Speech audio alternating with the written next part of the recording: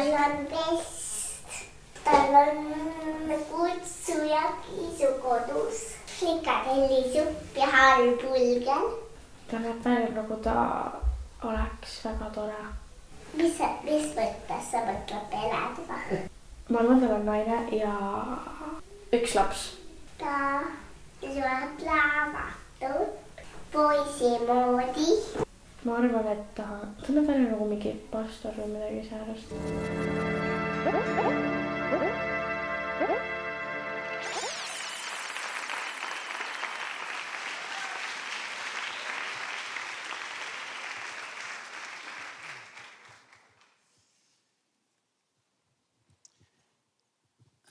Tere,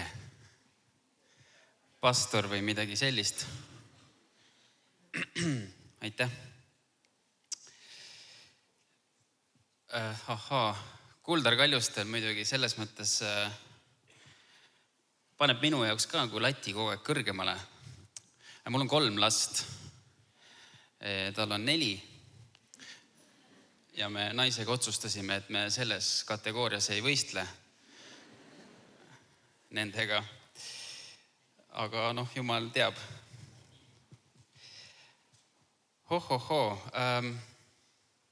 Minu isa. Minu isa on minu teema. Ma räägin kõigepealt natuke oma isast. Mu isa on hästi lahe mees. Ta on nüüd juba üle 70, aga ta on hästi heas vormis. Ta teeb sporti, igasuguseid alasid, ma kõiki ei teagi. Talle meeldib proovida erinevaid asju. Mis tähendab seda, et kui ma isale külla lähen, et siis tal on tavaliselt mingi vigastus. Ja ta on ise hästi õnnelik selle üle, kui ta lonkab. Ma ei tea, võib-olla sellepärast, et ta tunneb, et ta on elus siis. Ta on hästi töökas mees. Kui ta oli minu vanune, siis ta töötas 3 eest, ma arvan. 50-selt ta töötas 2 mehe eest ja nüüd ta püüab harjuda sellega 70-selt, et ta suudab teha ära 1 inimese töö. Nii et ta on eeskuju, hästi lahe mees, ta on hästi armastav. Ta väljendab seda tegude kaudu. Ja ta on kindlasti ka väga ilus mees. Mul temast pilte ei ole, aga kui ma praegu sinna vaatan, siis ma näen teda. Sest ta on minu pikkune ja kiilakas ja habemega, ehk siis selline, nagu ühele mehele kõige rohkem sobib. Mõned meist ei üüri juukseid, nagu eile Daniel Levi rääkis. Mõnel käib lihtsalt üle jõu.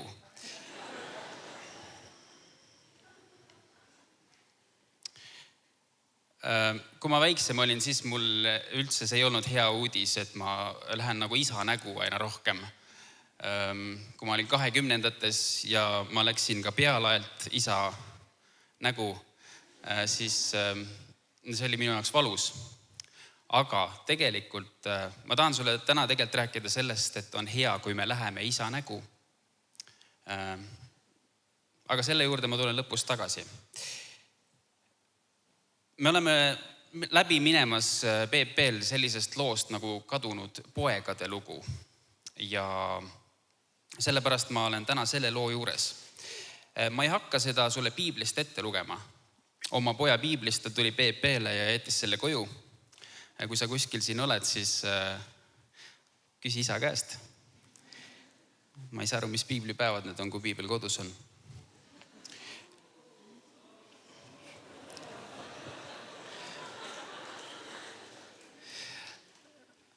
Mul on nii tugev poeg, et ta kannatab selle röstimise välja, uskuge mind. Isa jagab armastust. Selline isa olen mina. Kuldar küsis, kas ma räägin ainult edulugusid siin, et ma olen nagu jube hea isa tema meelest ja juba avalikult feilisin. Lihtsalt, et talle head meelt teha. Selles kadunud poja loos isa jagab armastust, ta jagab varanduse kõigepealt oma 2 poja vahel ja siis see sündmus areneb edasi. Kui me loeme piiblilugusid, kui me vaatame filme, kui me kuuleme kellegi lugu, siis meil on alati võimalus samastuda erinevate tegelastega. noorema pojaga, kes läheb ja mässab isa vastu, vanema pojaga selles loos. Meil on võimalus samastuda isaga ja samastumine on see, kui me elame kellegi loole kaasa nii sügavalt, et me justkui elaks seda ise. Me elame kaasa, me tunneme ennast ära. Nii et kui sa kuuled lugusid, siis sa alati õpid midagi iseenda kohta. Kaasa elamise kaudu. Kui mina vaatan jalkamängu, siis mu tütar küsib minu käest alati, et kelle poolt sa oled, siniste või punaste. Ja ta ei lepi, kui mul vastust ei ole. Ja ma alati leian vastuse. Ükskõik, kes ta on. Millegi pärast ma leian selle sümpaatia ülesse. Ja see on selle pärast, et meie süda on loodud kellegi poolt hoidma. Kellegi poolt olema. Ja meie süda on loodud armastuseks. Nii et kui sina samastud kellegagi kadunud poja loost, siis see on väga hea. Ükskõik, kes ta on seal. No mitte ükskõik, kes ta on, aga see on mingisugune eeldus, mingi algus. Selles loos isa armastab mõlemat poega, aga nad vastavad sellele erineval kombel. Ta jagas varanduse nende vahel ära, noorem läks minema, elas ohjeldamatult, raiskas kõik ära ja ausalt öeldes mina selle looga samastun küll oma elus teatud perioodil ja võib-olla isegi eelmisel nädalal mingis osas. Ma arvan, et ma tean väga hästi, mis tunne on olla nagu kadunud isa jaoks. Nii et poeg läks ära, üks jäi alles, jäi koju. Ja on üks huvitav asi, et midagi hakkab kasvama kõigi südames. Nende kõigi tegelaste südames hakkab midagi kasvama. Ja minu ülesanne täna isa südamest rääkida, siis ma püüan rääkida kõige rohkem isa südamest. Ja see, mis isa südames kasvab, on igatsus. Tegelikult isa võiks olla solvunud. Ta võiks olla väga kuri oma pojaga, kes tuleb, et kuule, anna pärandi osa mulle. Ma tahan selle kõik kohe kätte saada. Mina isana ütleksin, et kuule, mine tööle tagasi. Midagi sa ei saa. Ja üleüldse, miks sa ei ole nii nagu su vend? Vaata, kui korralik ta on. Mine ära. Ta oleks võinud olla solvunud sellepärast, et see poeg ütles talle sama hästi, kui et ma soovin, et sa oleksid surnud. Parem, kui sa oleksid surnud, siis ma saaksin oma päranduse juba kõik kätte. Nii et ta võiks olla väga solvunud. Ma usun, et ta süda on väga murtud, aga ta armastab ja laseb minna. Ja teate, üks asi, mis armastus teeb, ongi see, et ta annab ruumi. Ta annab eksimise ruumi ka. Mina olen elus väga palju eksimise ruumi saanud. Sellepärast, et isa teab, et käsud ja keelud ei aita mitte midagi. Tuleb lasta minna, tuleb lasta õppida. Jumal laseb inimesel minna nii kaugele, et sul on isegi tunne, et kas ta üldse armastab. Aga just sellepärast ta lasebki minna kaugele, et ta armastab. Aga samal ajal ta ei ole ükskõikne, vaid ta igatseb. Ta tohutult igatseb. Mul tegelikult üks on juba. Ma teen teise ka.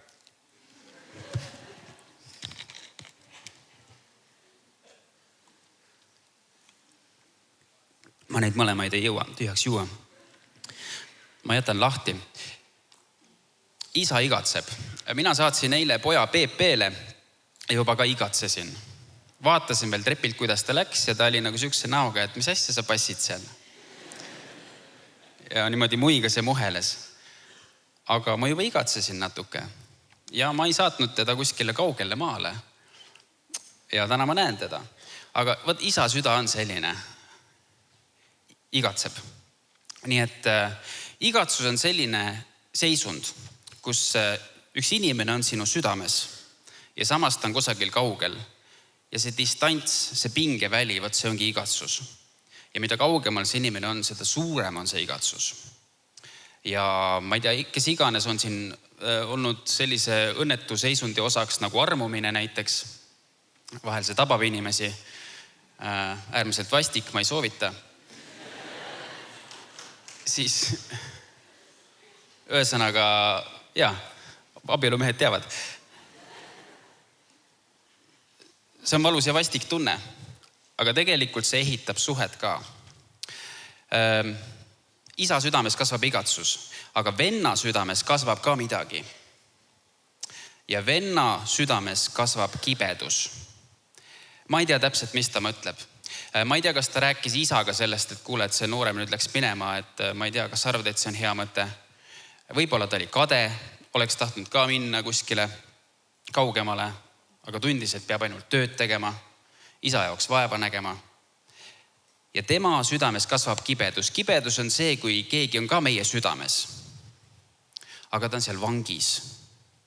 Sa hoiad seal teda kinni ja ootad, kuni tuleb üks kohtupäev, mis mõistab ta lõplikult hukka. See on see kibedus, mis vanema poja südames on. Me ei tea neid asju enne, kui tegelikult noorem poeg tagasi tuleb. Kui tema tuleb tagasi ja isa tuleb talle vastu ja vanem poeg sellest kuuleb, siis me alles näeme, et tema südames oli olnud kibedus. Ta oli väga korralik ja tubli olnud, aga korraga ta prahvatab kõik välja. Miks sa teda niimoodi kohtled? Ta ei ole seda ära teeninud. Ta on kõik ära raisanud, tuleb tagasi ja nüüd sa pillavalt armastad teda. Miks sa teed niimoodi? Ta on kibe. Noorema poja südames kasvas nälg. Või ma ei tea, kas see oli südames, see oli vist tal kõhus ainult. Sest kaugel maal ta oli kõik ära raisanud, kõht läks tühjaks. Ja see on väga huvitav, et see kõhutühjus paneb teda isa kodu peale mõtlema, aga mitte isa peale esialgu. Ta mõtleb, mu isal on palju palgalisi, ma lähen tagasi tema juurde. Aga ta ei mõtle isa südame peale. Ta mõtleb ikka isa rahakoti peale muuseas. Ja Jumal on nii armuline, et ta arvestab ka nende isekate motiividega, mis iganes, aga peasi, et me pööraks näo tagasi tema poole. Ja tema kogu aeg igatseb. Ma kujutan ette, mismoodi see isa oli seal, käis aeg-ajalt vaatamas, kas poeg tuleb juba. Ja siis ta läks kuskil oma kambrisse, ma kujutan ette, et ta nuttis seal. See on see, kuidas mina teeks, kui ma ootaks oma lapsi. Ja niimoodi nad elavad seal. Vanem poeg kasvatab kibedust, isa kasvatab igatsust ja nooremal on lihtsalt ühel hetkel nälg ja tuleb koju. Ja siis, see on üks Jeesuse parimaid jutluseid muuseas või lugusid, mis ta rääkis. Minu üks lemmikuid. Ja üldiselt, kui sa vaatad, mis on jutlus, siis ühes sõnaraamatus on öeldud, et see on pikk ja keskpärane ümberjutustus sellest, mida Jeesus ütles hästi paari sõnaga. See on mul arvutis see sõnaraamat. Aga kui Jeesus rääkis seda lugu, siis mina arvan, et ta rääkis seda korduvalt, sest head jutlust ta kasutad mitu korda. Ja tal tulid külmavärinad peale siis, kui ta jõudis salmini 24. Temal seda salmi ei olnud kirjas, aga meil on. Kui poeg on läinud tagasi, siis isa ütleb, tooge kiiresti kõige kallim kuub ja pange talle selga ja andke talle sõrmus sõrme, jalatsid jalga.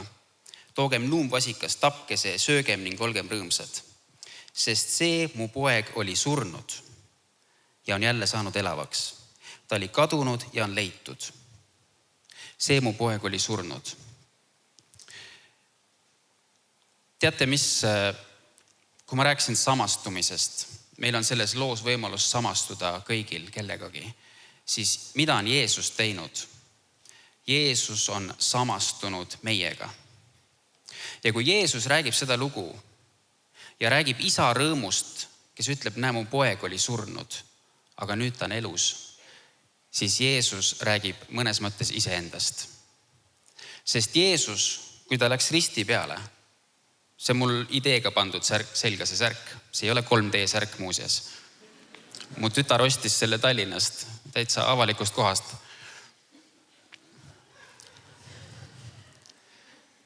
Kolm D on ka avalik koht. Aga mida me risti peal näeme, on see, et Jeesus samastub selle kadunud pojaga, kes raiskab kõik ära, kes ei armasta oma isa, kes elab ohjeldamatult, kes elab patus. Ja see rõõm, mu poeg oli surnud, aga nüüd ta on elus. Ma arvan, et Jeesus jutlustades elas läbi seda taaskohtumist isaga. Ta läks surma, ta läks ristile meie pärast. arvas ennast kadunuks ja oli siis isa jaoks uuesti leitav. Ma arvan, Jeesus elas iga kord läbi seda taaskohtumist. Ja see, mis Jeesus täna kõige rohkem põnevile ajab, on taaskohtumise ootus. Kui sina tuled isa juurde tagasi, kus iganes sa oled olnud, siis Jeesust juba rõõmustab see mõte sellest, kuidas isa uuesti kallistab sind. Võib-olla sa usud, et Jumal on olemas, ta on kusagil, aga tead, see usk on selles mõttes kasutu, kui sa temaga kokku ei saa. Mul on Kuldar Kaljustega sõprussuhe ja me ei saa väga tihti kokku. Ja siis ta on natuke nagu kasutu, vabandust, see suhe. Ta on olemas, aga ma ei koge seda. Aga see kokku saamine on alati väga eriline. Kõigi mu sõpradega, nii palju, kui mul neid on.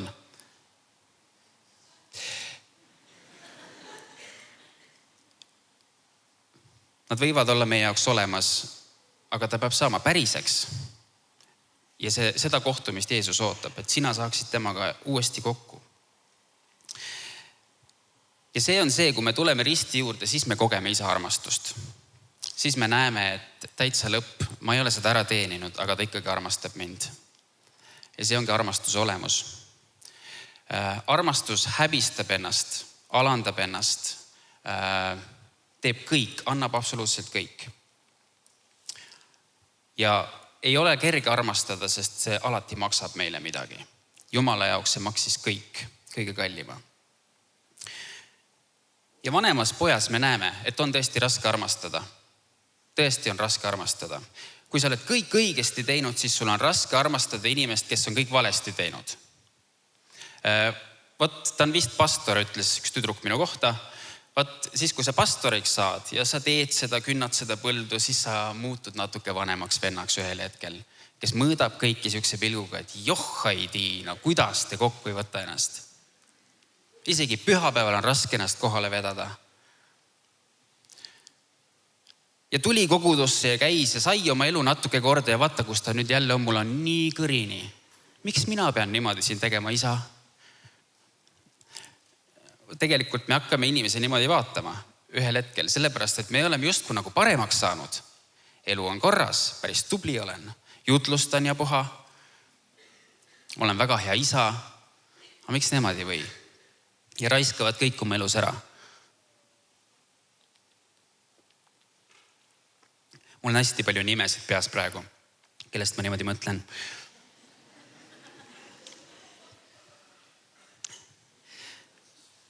Aga vaat see on see kibedus.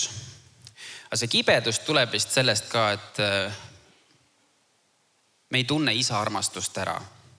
Vanema poja mure oli see, et ta ei saanud aru, et isa armastab teda. Ta mõtles, et ta peab selle välja teenima. Et millal sa isa ometi vaatad, et ma olen tubli ja ütled seda mulle. Ja isa ütles, et kuule, et sa oled kogu aeg minu oma olnud, minu poja. Miks sa teed niimoodi?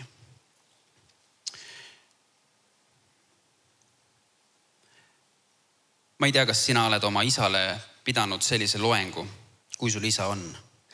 Sellise, et kus sa kõik need aastad oled olnud. Vaata, mina olen sind orjanud. Sa pole minu jaoks mitte midagi teinud. Ma ei tea, kas sa oled oma isale seda öelnud. Ma tean, et ma olen mõelnud. Ma rääkisin alguses oma isast, kes on hästi tore mees ja ongi tore. Aga see on Jumala arm, mis võimaldab mul teda näha hästi toredana. Kuigi ta ongi tore, aga kui ma olin teatud vanuses, siis ma arvan, kas ma just vihkasin oma isa, aga ma oleks tahtnud talle öelda väga halvasti, väga kibedalt. Sellepärast, et mu elus on olnud ka need aastad, kus ma tundsin, et isa on eemal. Ma olin poiss ja ma ootasin, et isa tuleks töölt koju ja ootasin tihti südaööni ja käisin akna peal vaatamas, aga isa ei tulnud ja ma läksin enne magama. Neid oli väga palju õhtuid. Tal oligi palju tööd. Aga ükskord ma küsisin ema käest, et ega te ei lahuta. Et kristlased ei tee ju niimoodi ometi. Ja millegipärast ma tundsin, et isa kuidagi kaugeneb. Ja ma arvan, et ta ei teinud seda meelega. See oli lihtsalt selline aeg. Aga see tegi minu südame kibedaks, ma ütlen teile ausalt. Ja on võtnud aega, et üle saada, et andestada ja õppida armastama oma isa. Aga see, et mina armastan oma isa, tuleb ka sellepärast, et Jumal isa on oma armastuse minu südamesse pannud. Nii et nii on. Me kogume kibedust teinekord oma elus. Sellepärast, et meil on tunne, et isa armastab teisi rohkem. Ja tegelikult see on inimestele väga loomulik. Mul oli selline lugu, viisin oma tütart lasteaeda ja siis seal ukse peal üks tema kursuse vendadest, ütles talle midagi, mida ta ei oleks mingil juhul tohtinud öelda. Minu tütar isegi ei pannud vist tähele, et tema tunded oleksid võinud saada riivatud, aga minu tunded said. Ja siis võtsin selle noormehe ette, kujuta ette 5-6 aastane ja siis üks mees räägib temaga niimoodi. See ei ole üldiselt minu moodi, ma neelan hästi palju alla. Aga ma ütlesin talle niimoodi pahasti ja kurjasti riidlesin. Ja tundsin kohe, et mul ei ole mitte mingisugust armastust tema vastu. Armastus tütre vastu pani mind käituma kurjasti tema sõbraga, tema lasteaiakaaslasega. Ja mul tundub, et see on väga loomulik, et meil tundubki, et kui vahel me vaatame Jumalat ka niimoodi. Jah, ta armastab seda kuldarit, teinud temast vahva evangelisti, vabandust, et ma nii palju siin näiteks toon. Aga näed, mis ta mulle andis? Või nagu ma ei ole üldse selline. Mul ei ole isegi juukseid peas. Ja see võib ka tegelikult, nagu me võrdleme ennast teistega, mismoodi Jumal teisi armastab ja me nagu jätame ennast sellest armastusest välja, mis tal on meie jaoks. Igal juhul seda poissi ma ei armastanud. Läksin koduteele, juba kahetsesin. Ma kahetsesin, et ma teda veel paremini paika ei pannud. Paar lauset tuli veel, mis ma oleksin talle võinud öelda. Ma olen teda hiljem uuesti näinud, vaatasin hoopis teise pilguga. Mõtlesin, kas ma vabandan nüüd kuidagi, piinlik on 5-aastase eest, nagu et kuule, anna andeks. Võib-olla mul tuleb seda veel teha, sest see on see, mis armastus teeb meie südames. Ta paneb meid andestust paluma ja andeks andma. Kui isa armastus täna täidab sinu südame, siis kibedus läheb ära, sa oled võimeline andestama ja armastama inimesi nii, nagu Jumal armastab. Mis tähendab seda, et sa annad neile ruumi, eksimise ruumi ka. Sa annad hästi palju halastust, hästi palju armu, et sa igatsed, et nad tuleksid tagasi. Ja sa oled nendega lahke, kui nad tulevad. Sa oled pillav oma armastuses. Nii et ära võrdle ennast teistega, see teeb su kibedaks. Ja kui sa kohtud Jumalaga tõeliselt kui isaga, siis sa leiad selle enda koha ülesse elus. Ja sa õpid nägema, kui väärtuslik ja äge sa oled. Ausalt öeldes ma olen hästi rahul, et ma olen Kaarel Väljamäe. 1,72 m, kiilakas. Ma ei oskaks paremat elu tahta. Õieti Pildiraadiot eile vaadates mõtleks, see üks kaunis õudne, kui ma oleksin Gunnar, kas või 1 päevaks.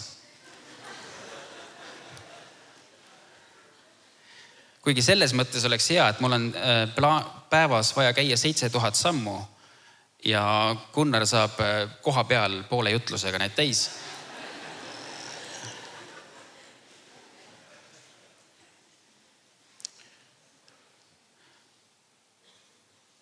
Minu meelest on ekstravertide elu väga õudne, ma ei tea, ei tasu kadestada. Aga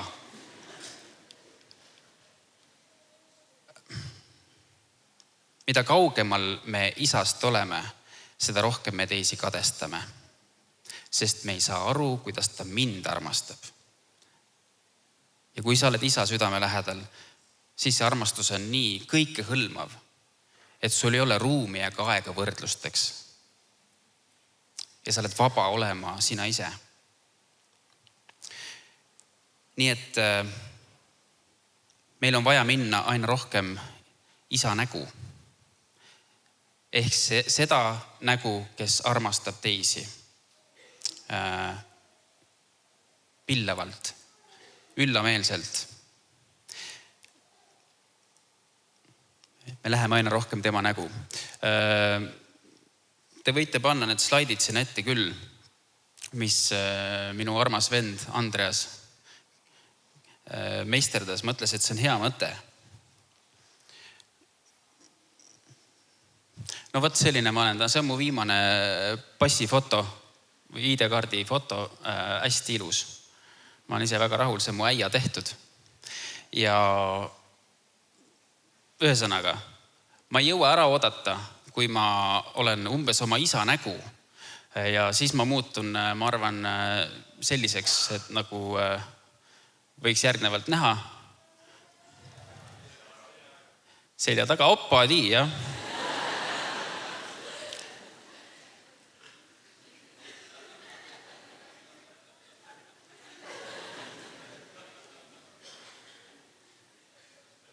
Ma ei tea, kas see oli nii hea mõte.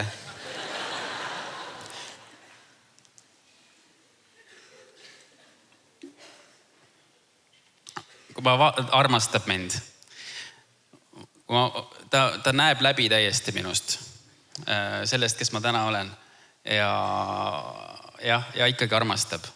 Aga ma tahaks olla selline mees, kes vaatab inimesi, mis iganes olukorras nad on ja armastab. Näeb võib-olla isegi läbi kõiki neid motiive, mis inimeste südametes on, neid kahtlaseid mõtteid, aga ikkagi armastab. See on hea mõte, kui me läheme isa nägu, armastava isa nägu. Esmaspäeva hommikul ma mõtlesin, et ma püüan palvetada selle jutuse läbi ja küsisin isa käest. Isa, ütle, mis asi on üks asi. Anna mulle ainult üks asi, mida ma kindlasti pean ütlema. Mida ma kindlasti pean ütlema. Ja siis ma sain aru, et isa pani mulle südamele, ütle neile, kui väga ma neid igatsen. Ja see on kõik. Lihtsalt ütle neile, kui väga ma neid igatsen. Nii et isa igatseb sind. Ta igatseb, et sa muutuksid tema nägu, sest ta on sulle palju andnud. Palju seda, kuidas sa võiksid muutuda aina rohkem armastavaks, nii nagu tema. Ma saan aru, et varsti tuleb palveaeg. Ja kui sul on võimalus endasse vaadata, nii nagu see noorem poeg ühel hetkel ta keskenes enesesse, ta vaatas ise endasse. Ta tundis ära, kus ta on, kes ta on.